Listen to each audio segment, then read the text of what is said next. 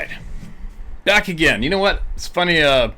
What I was trying to do in the past when indoors here was to make sure we heard from the late great Bobby Short when I was in here, and then mix it up. You know what I mean? And then when I go out in the outdoors and bring you guys with me, then I like to hear. Well, I don't bring Bobby's book with me, so that's when we predominantly hear from everyone here. But kind of didn't forget about her, but left Bobby out a few times this past couple weeks, I think. So I think we're going to hear from the late great Bobby Short again, right?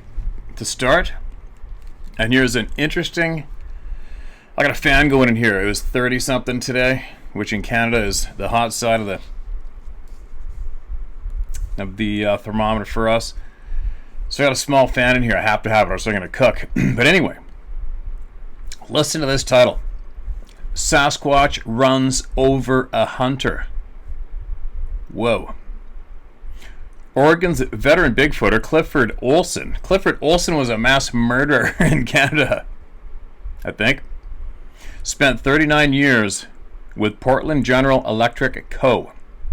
17 years at a hydro plant on the Clackamas River, living 14 of those years on site.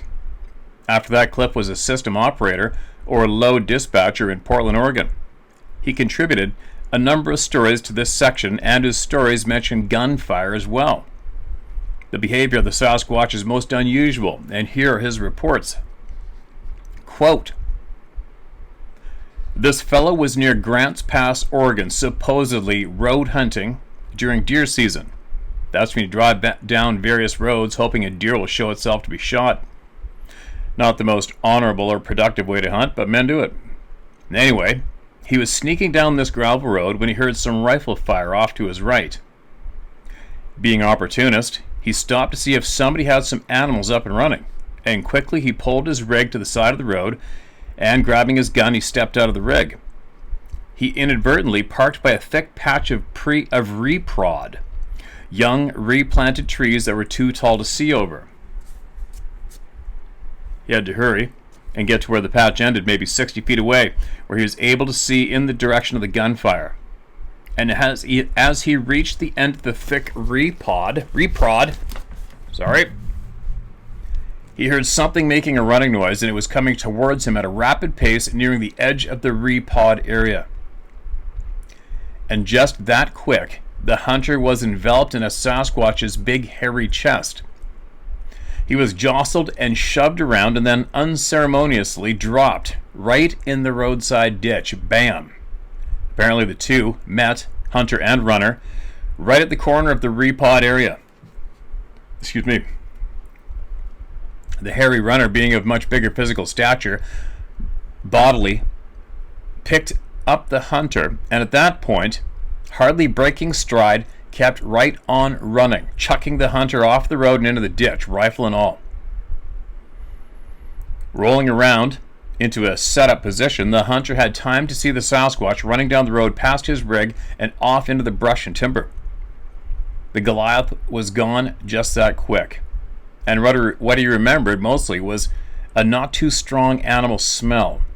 I figured the Sasquatch was probably leaving the area as quickly as possible after being shot at. The hunter didn't really have any time to see any wounds on the Sasquatch after his surprise run-in with the thing. Cliff Olson. Wow.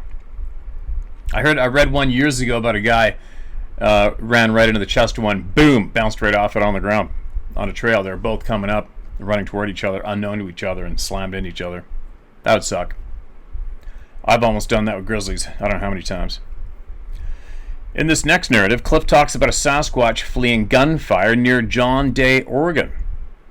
All of Cliff's stories describe some manner or another of Bigfoot behavior. A group of 4 or 5 deer hunters started their walking drive upslope somewhere on the John Day drainage, possibly near Long Creek in Grant County, Oregon. They parked and began the hunt strung out across this slope, proceeding slowly uphill when they hear gunfire erupt above them. They pause, hoping the shooter will drive them something to shoot at. Most all hunters will let anybody play dog for them. They stood there waiting for something to happen, and it wasn't too long before they heard heavy running footfalls coming down the hill right towards them. With a quick look around, they made ready to shoot if something legal came into range. And to their total amazement, they saw an upright running figure hauling ass out of the thicker timber and running right towards them. In fact, it ran right through their ranks and continued running downslope and out of sight. It was tall, not too heavy, a dark gray Sasquatch that had apparently been running from the shooter. It ran through the assembled hunters, scaring the hell out of them. Nobody opened fire. All the hunters just stood there looking, watching and wondering what the hell they'd just seen. It was a story to tell over and over, as hunters and fishermen often do. Cliff Olson, Oregon. Back to Bobby. Great stories and surely an unexpected experience. Cliff's final story, excuse me, gotta flip the page here. Old school paper. Old school paper in a book, isn't that weird? All you young kids out there watching, you know what this is? Just kidding. Sort of. Sorry, hold on a minute. Hold on a minute, you guys. Great stories. And surely an unexpected experience. Cliff's final story is about young anglers walking a trail home and seeing what is perceived as a dead Sasquatch. Wow. In British Columbia. In British Columbia, I heard about this 10 years ago. Some teenage kids were off fishing, and I don't recall if it was a pond, lake, or stream. The kids had been at it for a while with some fish caught, and they were heading home on a trail they didn't travel much. The trail ran along the water's edge for about 50 or 60 yards, and this is where the kids smelt the dead odor. Glancing around, they saw a stretched out, human-like figure laying on its back off the trail in the brush towards the water. Looking as close as their noses would let them, the stench was overwhelming. They came to the conclusion that what they were looking at was the corpse of a huge Sasquatch, all stretched out. It had been there for some time. At the same time, they noticed the dead body. At the same time, they noticed the dead body, something else beyond the dead creature, and in the trees began to make growling sounds, loudly. It shook the brush violently. Fearing immediately that it might be another big Sasquatch or a bear, they ran down the trail towards home as fast as they could go. Nobody ever found that same spot again. Cliff Olson, Oregon, 2011. Wow. Wonder what that dead thing was. Sasquatch eating grass with dirty fingernails. Sometimes small children catch behavior traits nobody else notices. One of those stories was sent my way in 2004. Amber Hildebrandt, a resident of Franklin County, Missouri, wrote mostly about her own sighting, but what stuck in my head is the behavior her young son related. In the interest of just describing only the behavior her son talked about, here's the testimony as told by Amber. My son recalls a sighting that I do not. One day when he and I were excitedly talking about seeing Bigfoot, as we like to do because we both experienced it, he mentioned that he could see the Bigfoot's hand, and even told me that it had long fingernails that were very dirty. I thought it strange that he remembered such good details, and so I asked him more questions about what he saw. Then he said he could see him dig in the snow like he was looking for something. Snow? That didn't make any sense. So I asked my son to tell me what happened from the beginning. And this is what he said, and he still says each time I ask him to tell me. You were in the kitchen doing dishes, and I was playing with my toys in the living room. And you said, Clayton, come here. But I didn't want to because I was playing, so I kept playing. Then you said, Clayton, hurry up. Come here. And I ran over to you, and you picked me up so I could see out the kitchen window. You pointed to a white hairy man in the trees and asked, what is that? And I said, I don't know. I then asked Clayton to tell me what he saw the Bigfoot doing. Clayton replied, he was digging in the snow with his hands like he was looking for something, and then he would pick up grass and eat it. He was probably about 10 feet tall, but he was bent down, so I don't know for sure. Then I asked Clayton what happened next, and he said, I said I wanted to get down. I was really scared, and I wanted to be back in the living room playing with my toys, but I was still really scared by it. I asked Clayton what I did after that, and he said I just kept doing dishes. Amber Hildebrandt. In the course of Mrs. Hildebrandt's reports about the white Bigfoot, She likened its hair to that of a freshly groomed white Maltese dog. Long and silky and most unusual description. That must have been a sight.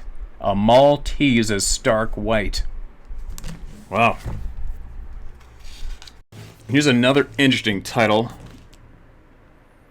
The Hill Rags. Slap fighting. I've heard of this before. Or maybe the same story, I don't know. There's one other entry in my data concerning Sasquatch males fighting that came to me in the late 1980s when I wasn't keeping very good notes. I've also had many regrettable periods of inattention to the subject, especially in the early days. In those days, I neglected to see the value in keeping copious notes. The witness said his parents had a trailer cabin home in Big Laurel, Harlan County, Kentucky, a heavily forested region. And for years, they summered there, porch sitting, gardening. She painted landscapes and he did leather tooling, as I recall. The witness wrote about the hill rags, describing the terminology as a derogatory term used to describe powerfully built, hair-covered wild persons. Oh, that's a new one to me. Hill rags. They came in the night right up next to the cabin's backyard, and the witness described the scene. Quote, "My parents were awakened late at night. From the bedroom window, they watched two hill rags fighting each other over a ham bone left out for coyotes. The fight was fairly violent, each emitting guttural warning sounds as the slap was being aimed at the other. Have you ever seen slap fighting? That is what this was, only 10 times as power-packed as any slap fight I've seen. We've seen a mongrel dog tagging along with the hill rags. We think it was their bitch because it had full teats. There's pups someplace." Weird entry. End of story there. Nope, hold on a minute. Let's read this one. It's in the backyard. One of my backyards. The Mystery of Tracks in the Snow. 46-year-old Scotsman Paul McFate moved to Ontario, Canada 30 years ago. And in 2001, he encountered a Sasquatch while driving along the Trans-Canada Highway from Calgary to Salmon Arm, British Columbia. And halfway home, a Bigfoot walked out of the bush and stood in front of him. And he told it this way. It was around 10:30 at night, and it just stood there with my headlights shining on it, and then it walked across the road and down the other side towards the river. The Bigfoot was around 7 feet tall and weighed around 350 to 400 pounds. I drove on to within 25 feet of the creature and watched it for a couple of minutes. The view was clear. I've spent many days in the bush, and I know what I saw was a real Sasquatch. And at the time, I lived in Salmon Arm, BC, but worked in Calgary. And I would leave Calgary every Friday night and return on Sunday afternoons. This continued for 2 years. On the evening I saw the Sasquatch, it was snowing heavily and the road was empty of traffic. I saw no tire tracks in the road in front of me. Heading west, there were mountains on my north side, right down to the road, and on my south side, there was a valley approximately 1.5 kilometers wide and a river. And driving along, I saw someone come out of the bush on my right,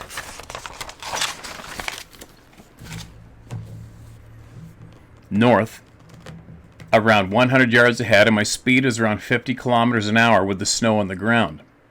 It was actually very bright outside. And my first thought was, what is anyone doing out here? That thought soon changed, and I realized it was a Sasquatch. And as I got closer, the creature just stood on the edge of the road looking at me.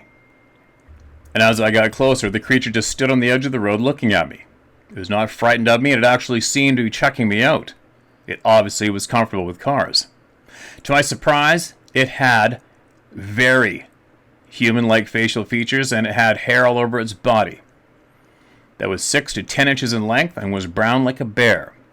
And as I drove closer to it, maybe 25 feet away, I stopped to look and got a little frightened because it was on an uphill grade and I worried that I would get stuck.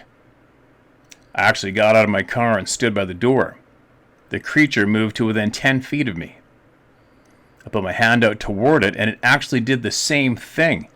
It just looked at me quite sad, really, and slowly walked across the road and down into the valley.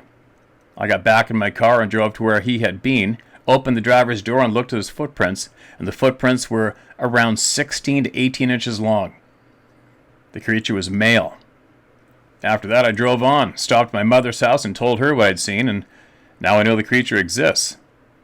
What are we doing to protect them? Paul McFate. The McFate report is one of many that suggests the foot of the Sasquatch might not freeze in the same way the hairless human foot does. A picture begins to form that suggests the Sasquatch pays little attention to weather, especially snowy conditions. It begs the question, why don't their bare toes freeze? Are the feet so padded or calloused that they don't feel the pain of a frozen foot? And if you think it a foolish question, try to walk barefoot in the snow and see how far you get. It becomes very unpleasant only after a few steps.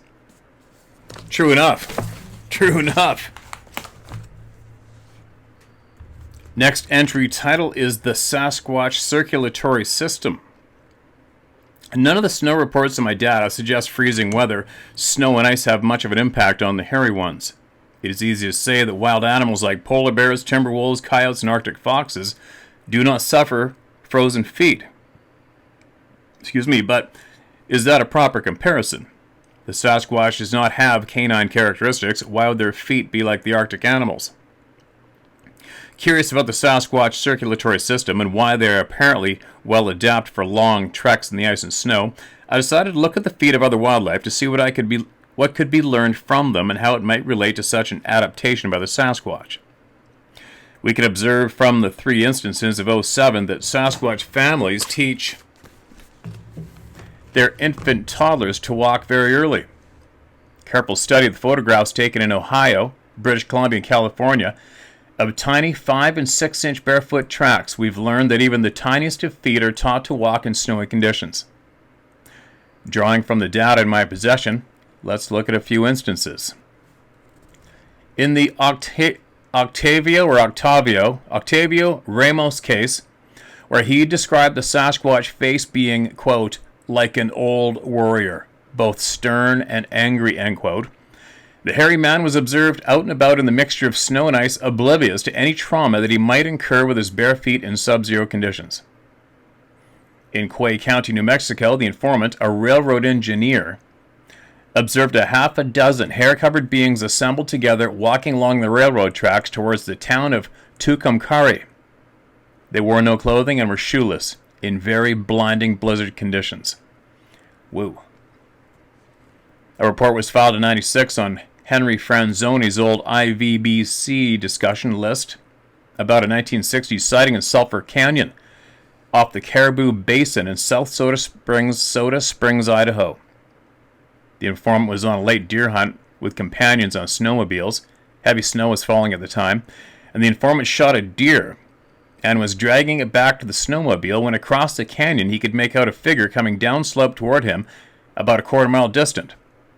The informant thought his friend was coming to help with the deer, so he stopped and went to meet him. In the heavy falling snow, neither got a good look at the other until they got within 35 yards of one another, but his friend turned out to be a Sasquatch. Both were surprised to see each other. Again, we have another story about a Sasquatch out and about in conditions of heavy snow falling, barefooted and unclothed. February 2009 in British Columbia, Randy and son Ray Bryson discovered and photographed baby tracks in varying levels of slushy snow alongside adult Sasquatch tracks. The baby tracks measured 5 inches in length and showed splayed toes and a foot flat as a pancake. Splayed toes are the result of an inherited defect. The 14-inch adult footprint, also clearly observed in the snow, showed that it walked in a straight line, a tightrope effect. The adult imprints showed splayed toes as well. The baby tracks wandered all over the trail from side to side and down the middle, and the larger tracks were always close by. I think I've seen those. March 13th, 2009, tiny shoeless baby tracks were found and photographed alongside adult tracks in an inch or so of melting snow on an incline up Indian Creek Road in Siskiyou County, California by aerospace engineer Dr. Jim Carl of Santa Monica, California. The tiny footprints could be seen alongside larger tracks, then not seen. This might indicate that the parent picked up hold on, antique way of reading, right? An antique book. Paper. Pages. Picked up the toddler and carried it and then set the baby down to walk on its own for several more steps. If it weren't for winter hiking, we might never know about this behavior. Again in March of 2009, baby tracks were photographed near Clendenning Lake in Harrison County, Ohio, by a father and son out looking for deer sheds, antlers. Bruce, Aaron, and Brent Bellman were not equipped to measure, but using a 3-inch Bic cigarette lighter, the tracks appeared to be 4 or 5 inches in length and wide. Ohio's Clendenning Lake is known for its great fishing and its solitude. The lake is accessible by State Route 800 to State Route 799. The Bellman track showed clearly defined toes, and all 5 of them were impressed into a sheet of ice by the weight of the toddler. February 22nd, 2009, Clackamas County, Oregon.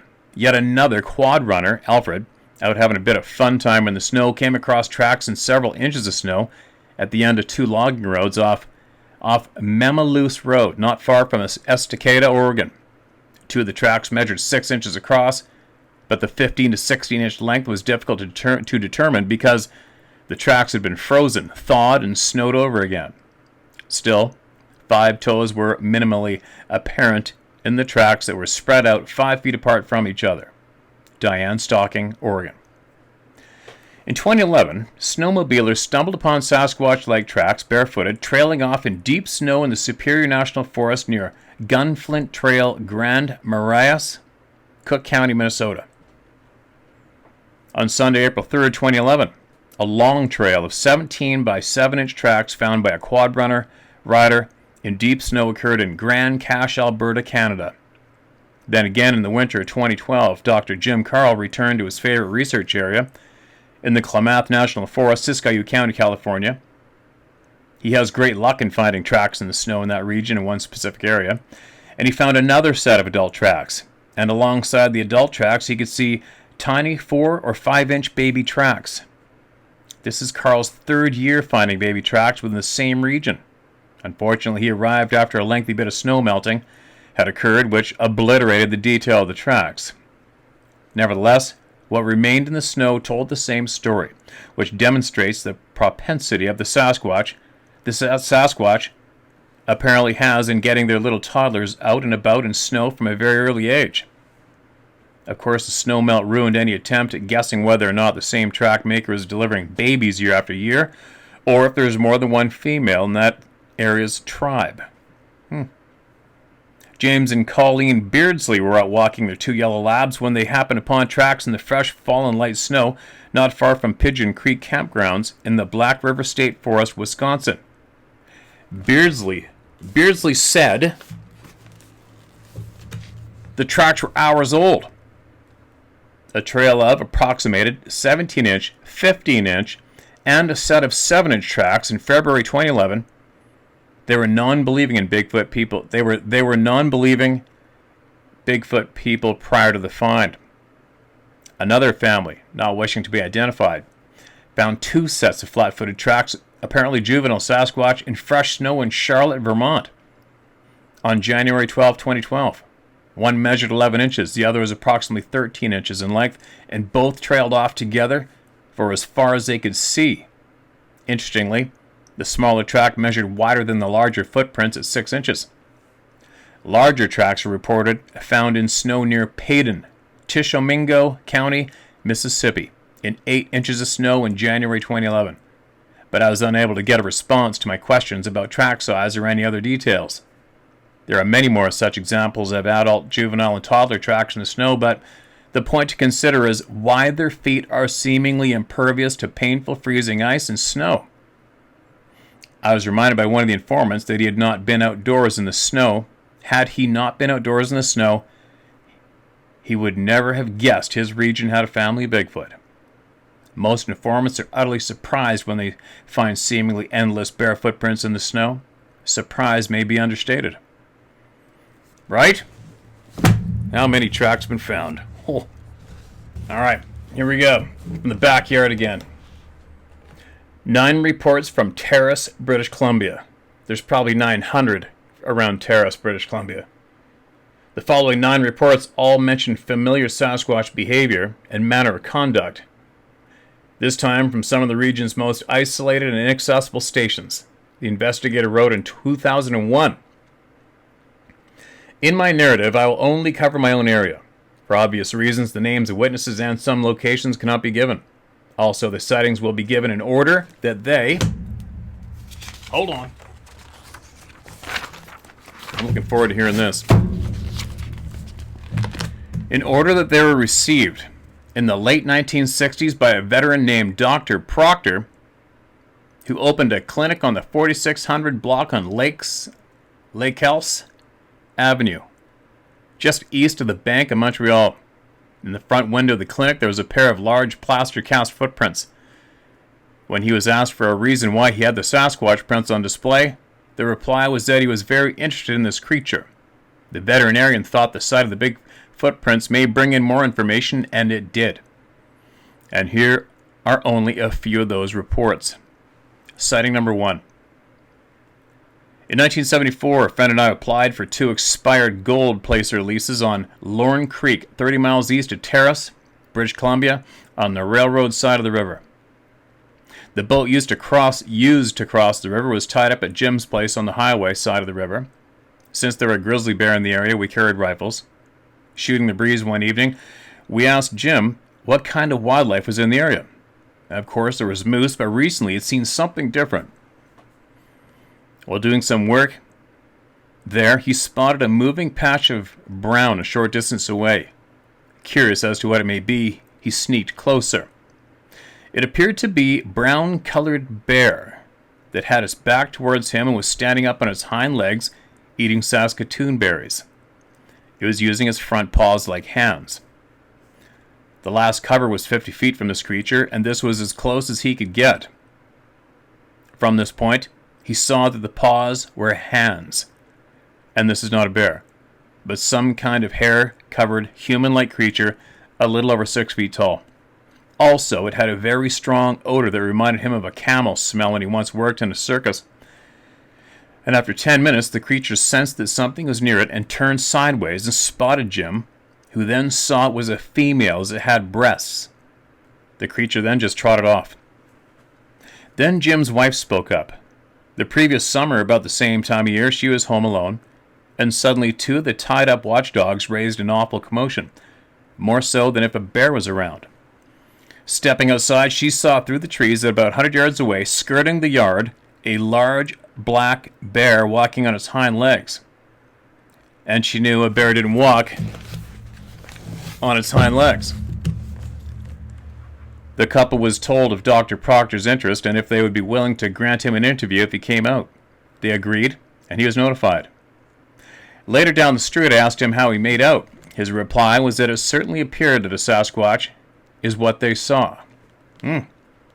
Sighting number 2. This story occurred in 1974, and at the time the new highway bridges into Terrace had reached a point in construction where it was safe for the public to inspect them after working hours. Taking advantage, Dick and a friend decided to cross to Ferry Island from the Terrace side and explore it. And on the riverbank they found fresh, large footprints.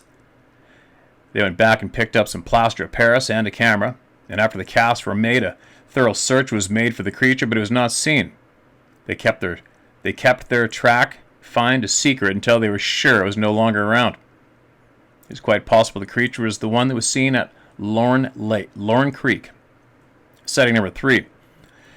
This took place near the end of January at one of our local landfills. It was about 2 a.m. A worker returned to the landfill to pick up a set of keys that had been left in a piece of equipment. Then as he was walking past the area where the last dumping was, he saw a figure crouching amongst the garbage. He called out with a, "Hello there, what are you doing in the dump at this time of night?" The figure stood up, and the worker, who was about 100 feet away, was amazed at its huge height and size. It stood at over 10 feet tall. The creature turned to look at the worker, then just walked out and into the bush at the rear of the landfill, looking back several times to see if it was being followed. When it was a safe distance away, the worker went to the spot where it was first seen. The footprints were 5 feet apart, further than the worker could spread his legs, and also it walked through 2 feet of snow as easily as a human could walk through ankle-deep snow. It was learned later that 2 days after this sighting, a similar sighting, perhaps the same creature, was made at Usk, about 12 miles east of Terrace BC. Oops. Sighting number 4. The next event Dr. Proctor chronicled took place around 1950. 2 logging brothers set up a bush sawmill on the Babine Lake Road just out of the town of Smithers. Been there. The staff and workers built cabins to be near the mill, and one Sunday, after having nothing else to do, the younger brother decided to do a little exploring in the woods. Came across a game trail. He decided to follow it. And on the trail were giant footprints that looked like those made by a large grizzly bear, but they had no claw marks on the toes. The step/stride was 5 feet apart and still 4 feet apart even when going up the steep hill. The logger was about 6'2" tall and could barely match the stride by stretching his legs to the limit. Even when going up the hill, his steps were only half as long. While following the tracks, he noticed the trail was littered by a lot of fresh stripped twigs. Looking up, he saw all the alder trees up to 20 feet on both sides of the trail had all their upper branches stripped bare. The taller 20-foot trees had 4-inch trunks near the ground, and it was evident that this creature was big and strong enough to bend over these trees to get at the tender tips, leaves, and buds in the top branches. The twigs that broke off were spit out like humans do with fruit or berry pits. When the logger tried to bend these, he could hardly move them. Sasquatch researchers have long speculated what the Sasquatch ate, and especially during the winter time in the woods. So far, 2 things were mentioned: Saskatoon berries and alder buds and shoots. Sighting number 5. 1980, 2 men were driving to Kitimat one summer morning. Coming down the airport hill, they could see a ground fog over the William Creek Flats. This was a 2-mile straight stretch of highway that was built over a swampy area that was part of the north end of Lake Lake. The grade or fill here varied between 5 to 6 feet high, and as the car came around a slight bend at the bottom of the hill, they could see arms waving in the fog ahead of them. Thinking that someone had gone off the road, they prepared to stop, and since it was foggy, the driver had to get over the white line and right of the shoulder. When the vehicle was still several car lengths away from the figure, the passenger who told me the story saw the creature was not human. It was a very tall, hair-covered, human-like creature that was standing in the water at the foot of the grade and was facing the highway. When the car came to a stop, they were alongside the creature. The creature's head was level with the occupants in the car and about 5 feet away from the passenger. And after a brief moment, the creature's eyes and mouth opened wide in terror.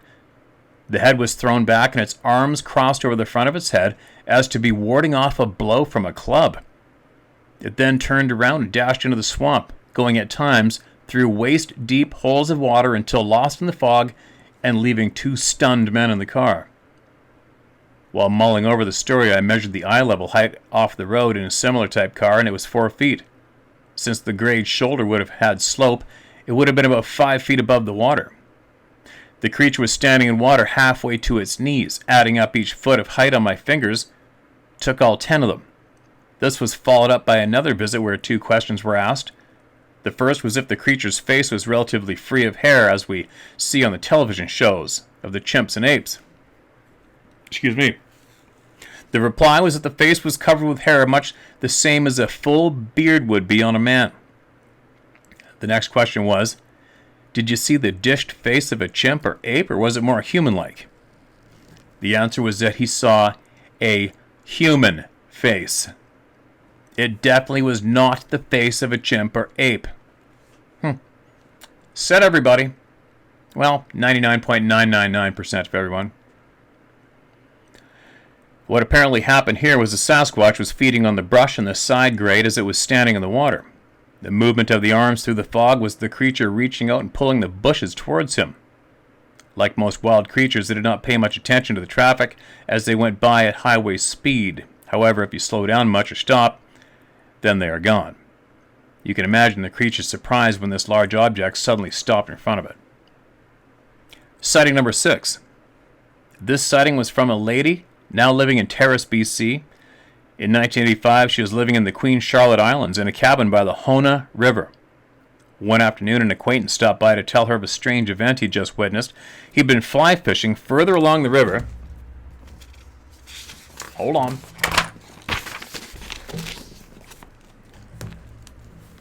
When a very tame deer came out of the woods near him to drink from the river.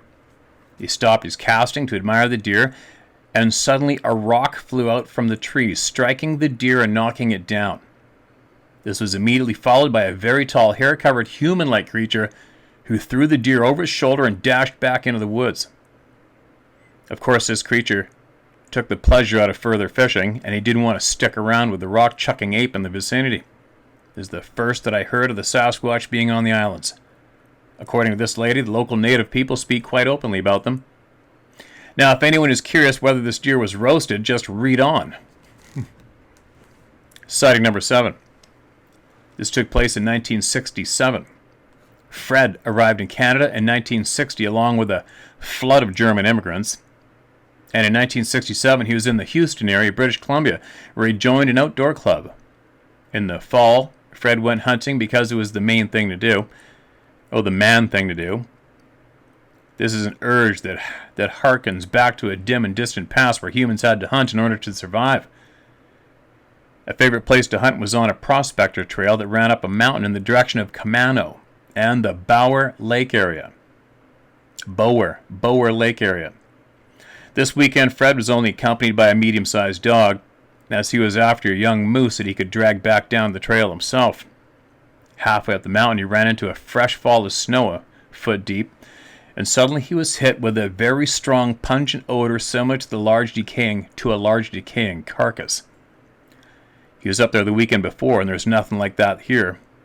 And when he tried to go on, the dog laid down on its belly, blocking his way. When he tried to go around the dog, it crawled forward, continuing to block his way. Fred then climbed up on top of a rock that was beside the trail, and he could see nothing ahead. However, he decided to heed the dog's warning and headed back down the mountain, much to the dog's relief. In sighting number 7, Fred had moved to Terrace BC in 1974. During that summer, he visited another German immigrant family with 8 children who were living in an acreage community of Rosewood, about 30 miles north of Terrace. There was a house full of guests that day, and the host had a strange story to tell. The previous winter had a very heavy snowfall. In March, the snow was still 4 feet deep, but hard enough to walk on. The snow had melted away from around the smaller jack pine trees to leaving them sitting in holes in the snow. During the Easter school holidays, the children saw 2 hair-covered human-like creatures about 100 yards behind the house. One was an adult and the other was a youngster about half as tall. It was presumed that the larger one was the mother, but it kept its back to the whole family, who were watching from the back of the house. These 2 figures were going from one small jack pine to another, picking and eating the needle tips of the branches. Wow. Have to watch for that sign on the trees, right? And here we have another item on their menu. A local moose hunter once mentioned that he could easily have shot a Sasquatch, however it looked so like a human that he didn't dare. Although it would have been a real boon to science, he was concerned that he could be charged with manslaughter if it would be classed as a human by these scientists. This question was put to the homicide department of the local Royal Canadian Mounted Police. The reply was that they couldn't answer this question and referred me to the Crown Prosecutor. And his statement was the same as the police, so the next visit was to the game warden. And according to him, the Sasquatch was not a game animal, so this had nothing to do with his department. If one was shot and declared a subhuman, then it would be up to the RCMP and the court to deal with it. There you go. Sighting number 8. In the summer of 1988, Dan and his wife visited a friend on Old Lake Road past Jack Pine Flats. After a while, Dan had to stretch his legs and decided to look at his friend's garden, which was a little distant behind the house. And midway on the way back, on his left was a dense grove of low-leaf trees, and suddenly there was movement there, and Dan thought he saw what looked like a very large rear end of a moose taking off. Dan, an avid hunter, couldn't believe that a moose could be that high. And at that moment, the owner let out his 2 small house dogs. Dan hadn't smelt anything, but apparently the dogs did, and they ran yapping into the dense grove of trees. A few seconds later, they came yapping back with high-pitched yelps. Hold on.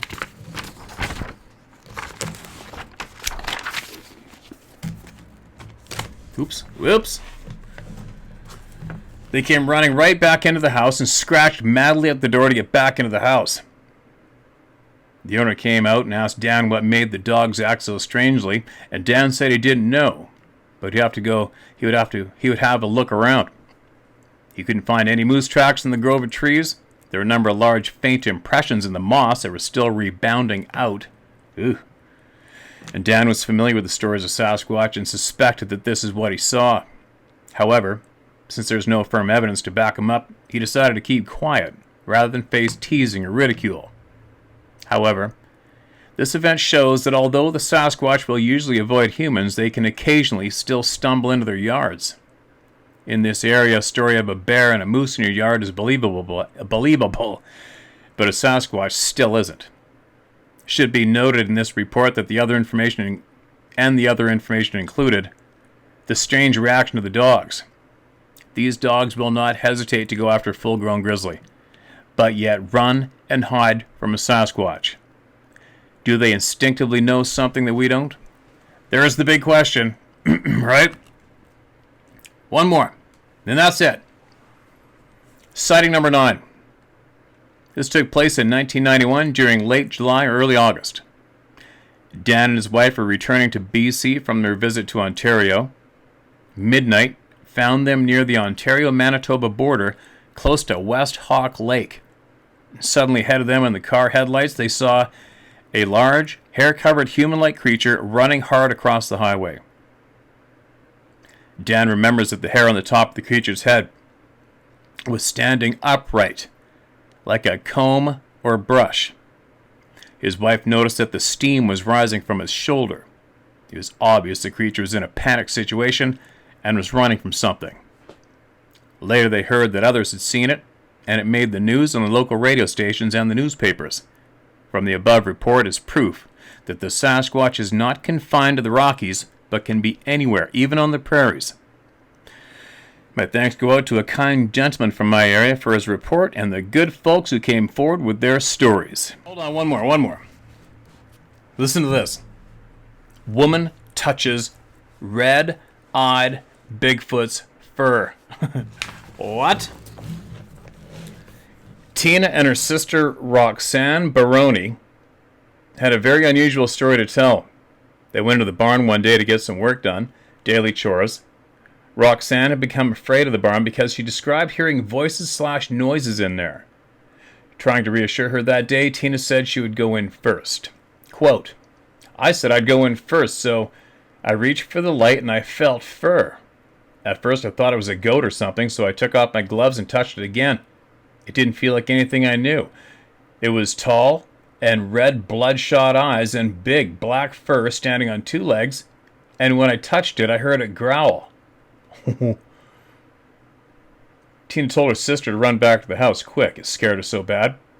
I just can't put it together how it looked like... What? I just can't put together how it looked like into any kind of form, Tina said. It never tried to harm us, and it was unbelievably big. It was some kind of an animal, but I can't describe what. It was roughly 7 feet tall, and then it walked off into the woods. Mrs. Baroni said her first encounter with the animal came in September 1981 when her neighbor's barn door was ripped off at the hinges. I've had fences torn down and grain barrels dumped over and eaten, she said. The Baronis had their dogs race off into the dark, barking at an unseen intruder, and their farm animals having been spooked by some unknown predator many times over. Mrs. Baroni was frustrated by the unwillingness of many people, including the local St. Clair County Sheriff Department, to take her story seriously. Mrs. Brony did file a report of the incident with the sheriff's department, but the report contains no mention of her daughter actually seeing the creature. The St. Clair Sheriff's Department made no mention of it walking and said the witness probably felt a raccoon. Of course. According to Mrs. Brony, if it was a raccoon, it was 7 feet tall. The story was covered by the Detroit News, St. Clair County, Michigan, November 22, 1981. The cool thing about the Brony story is that the resident Sasquatch had every opportunity to harm or worse kidnap one or both of the girls. In this case, the Sasquatch opted to voice his displeasure or perhaps his fear by growling and walking off into the woods. Not all male Sasquatches are interested in kidnapping. The trick is to know ahead of time which hairy guy has what in his mind and who can do that. Sasquatch interest in barns, barn lofts, horses' manes, goats, sheep, and other feeders, and grain bins is well known. They have been observed in all those settings.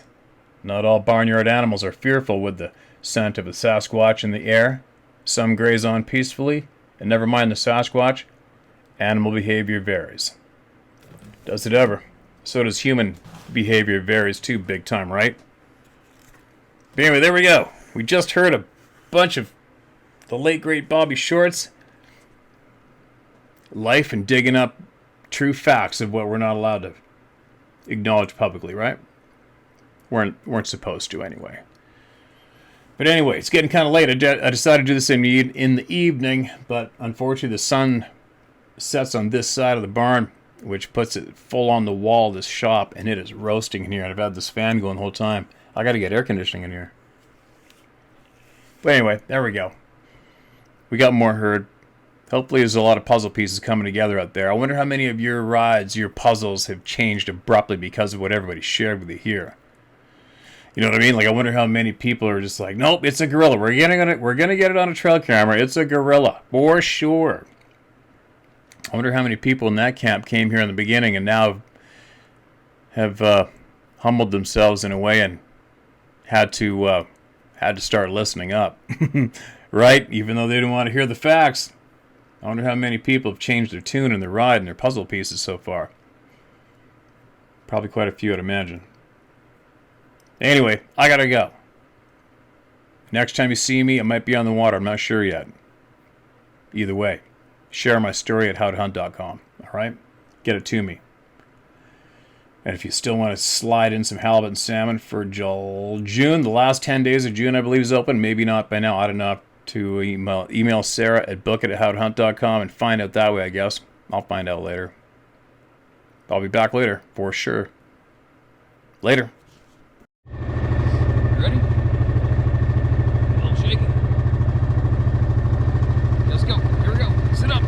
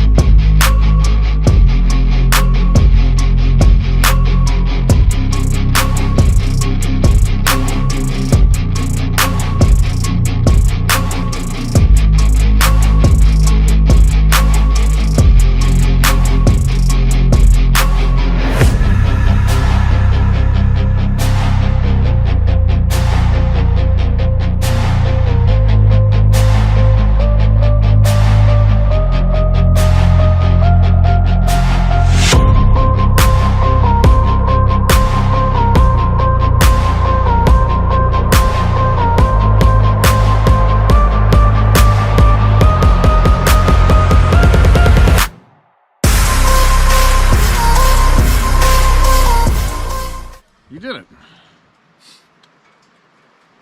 Adventure dog is up the river. There are bear tracks everywhere. Big buck tracks coming down. And you want to go check them out, don't you? All right, let's do this.